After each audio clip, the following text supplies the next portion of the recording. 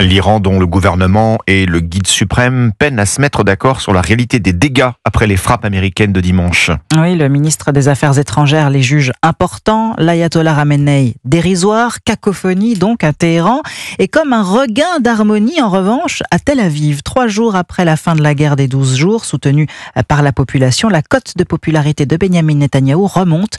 La correspondance en Israël de Frédéric Simon.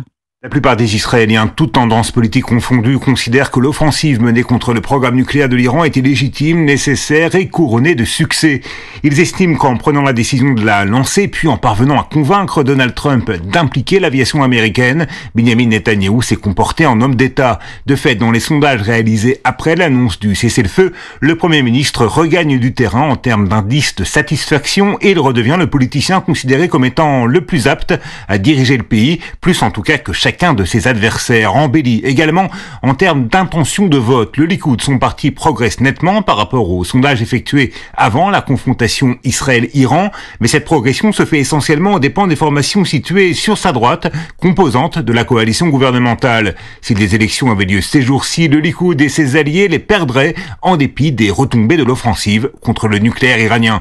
D'autres dossiers préoccupent les Israéliens, notamment la poursuite de la guerre dans la bande de Gaza et le sort des otages. Sur ces questions, l'action de Benyamin Netanyahou est jugée avec plus de sévérité.